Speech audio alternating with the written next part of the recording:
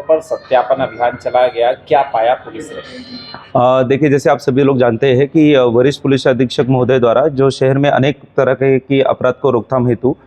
ये देखा जा रहा है कि यहाँ पे अगर कोई व्यक्ति बाहर से आके अगर यहाँ पे रह रहा है और वो किसी भी भले वो निजी किसी अन्य व्यक्ति की ज़मीन हो जो उससे किराया उठा रहा हो या सरकारी ज़मीन हो जहाँ पे उन्होंने अवैध तरह से कब्जा कर रखे वहाँ पे झुग्गी झोपड़ी में और बसर कर रहे हो, तो इन सभी का सत्यापन किया जा रहा है। कुछ दिन पूर्व जैसे आपने देखा सदर बाजार में ये अभियान चलाया गया था और जब परसों ये सूचना भी मिली कि थाना लोहिया नगर के क्षेत्र में बिजली बम्बा जो एरिया पड़ता है वहाँ पे लगभग 10 झुग्गियाँ ऐसी बनी है कि जहाँ पे कोई स्थलांतरित होकर यहाँ आने की सूचना दी। मेरे द्वारा और थाना लोहिया नगर में भारी मात्रा में पुलिस बल वहाँ पे लेके जाते हुए उन सभी से उनके आधार कार्ड, पैन कार्ड और बाकी जो पहचान पत्र है ये मांगे गए। साथ में हमने यक्ष ऐप के मदद से अगर उनके ऊपर अगर कोई अपराधी का इतिहास है या मतलब जो फोटो से हम पहचान कराते हैं वो भी हमने चेक किया। साथ में जब वहाँ से अलग सूचना प्राप्त हुई कि इनके साथ के बाकी के अन्य लोग जो है वो घोसीपुर में भी एक अवैध कॉलोनी जैसे बना के रह रहे हैं, तो वहाँ पे तुरंत वरिष्ठ पुलिस अधीक्षक महोदय के दिशा निर्देशन में और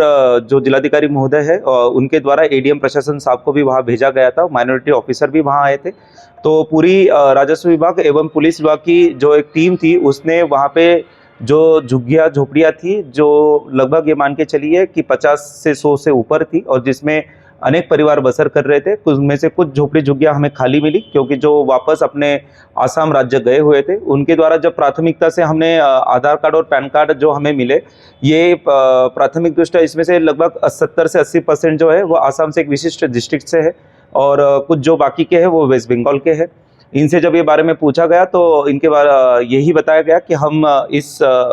विशेष डिस्ट्रिक्ट में बसर करते हैं और यहाँ पे हम कूड़े कबाड़े का या फिर छोटे मोटे जो काम है वो करते हैं। लेकिन जैसे कोई भी निजी व्यक्ति अगर ऐसे किसी को भी कॉलोनी अगर बना रहा है और वो सुरक्षा दृष्टिगत भी बहुत महत्वपूर्ण है क्योंकि झोपड़ी झुग्गियाँ है और वहाँ पे किसी भी प्रकार की अन्य जैसे आग जैसी स्थिति बनना, हमने फायर स्टेशन का भी वहाँ पे नुमाइना करवा लिया है, फायर ऑडिट भी वहाँ पे हमने सूचित किया है। साथ में एक संयुक्त रिपोर्ट भी माननीय जिलाधिकारी महोदय एवं वरिष्ठ पुलिस अधीक्षक महोदय को भी सौंपी जा रही है और लगातार इन प्रकार के जितनी भी झुग्गी झुपड़ियाँ हमारे मेरठ के जनपद में बनी होंगी इसके ऊपर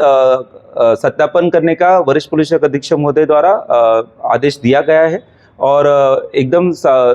पुलिस से अच्छी व्यवहारिक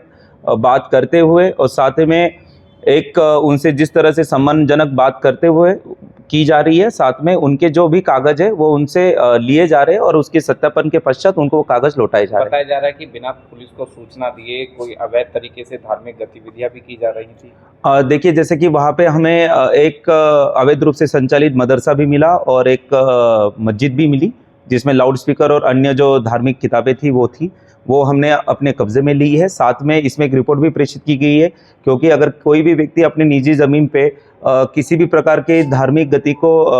या कार्य को संचालित करता है तो उसको संबंधित जो शिक्षा विभाग है, जैसे मदरसा अगर है तो संबंधित शिक्षा विभाग एवं माइनॉरिटी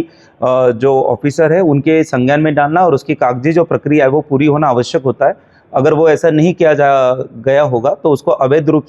ही माना जाएगा। आज एमडी के द्वारा भी वहाँ पे इस बात का भी सत्यापन किया जा रहा है। साथ ही में प्रशासन स्तर पे भी जो सहयोग प्राप्त हुआ है और उनके द्वारा भी इसमें ये देखा जा रहा है कि क्या इनमें भूत में कोई अगर किसी भी प्रकार के कागज लिए गए थे या अनुमति मांगी गई थी या नहीं मांगी गई थी। सभी के बाद आधार कार्ड से जी, बहुतांश लोगों के पास में आधार कार्ड मिले, लेकिन जैसे हमने कहा कि बहुत सारे लोग वापस अपने आसाम राज्य गए हुए थे तो उनका वेरिफिकेशन नहीं हो पाया क्योंकि झोपड़ी में ताले लगे थे और